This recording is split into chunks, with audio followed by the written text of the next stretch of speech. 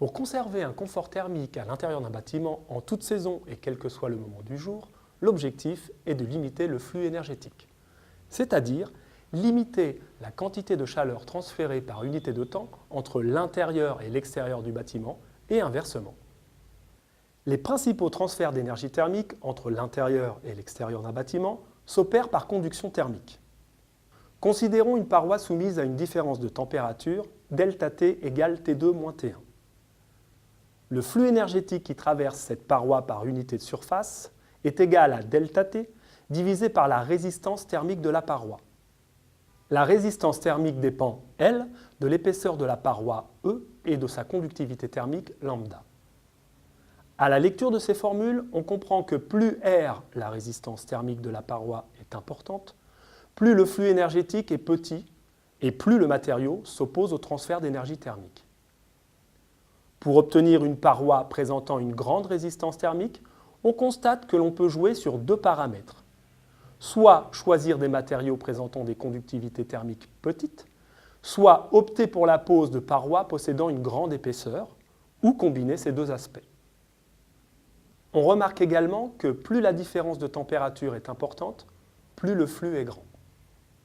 Intéressons-nous à la conductivité thermique des matériaux qui, comme on vient de le voir, est l'un des paramètres importants dans la limitation des transferts d'énergie thermique.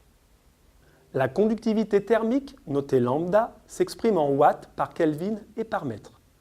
Elle représente la quantité de chaleur transférée par unité de longueur sous une différence de température de 1 degré. Elle est propre à chaque matériau. On observe à la lecture de ce tableau que pour réaliser une bonne isolation des bâtiments, on utilise des matériaux ayant une conductivité thermique petite. C'est le cas des mousses polyuréthane, des laines minérales, de la vermiculite et de la perlite. On s'aperçoit également que les métaux, à l'inverse, possèdent une conductivité thermique très élevée. C'est pour cela qu'ils sont de mauvais isolants. On peut réaliser une expérimentation simple pour mettre en évidence la différence de conductivité thermique entre deux matériaux.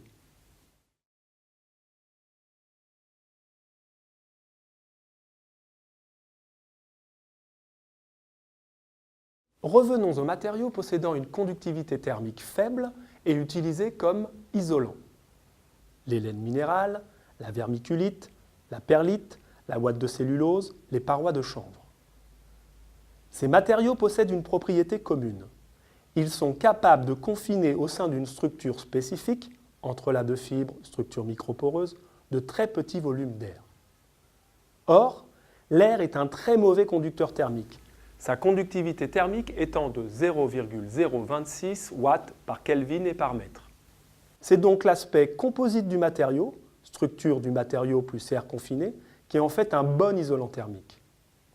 On peut noter également qu'on retrouve cet aspect composite dans la fourrure des animaux, le plumage des oiseaux et la bourre de certains bourgeons, par exemple.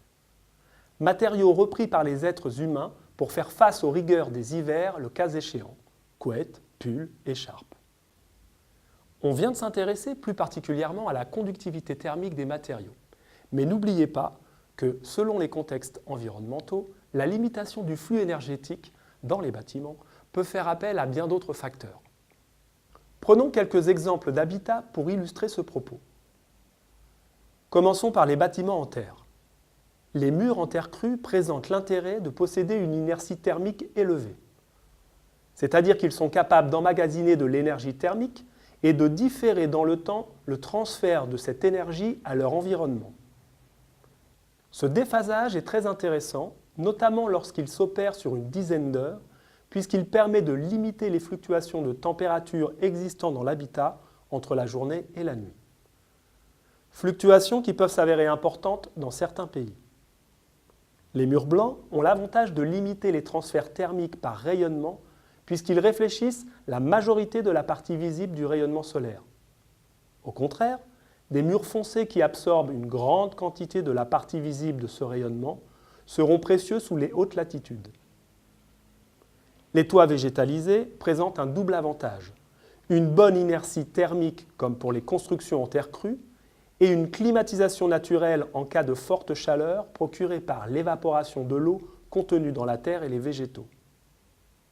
Pour finir, Le choix des matériaux de construction doit tenir compte également de la disponibilité et la localisation des matières premières et donc de leur coût. L'igloo illustre parfaitement ce propos.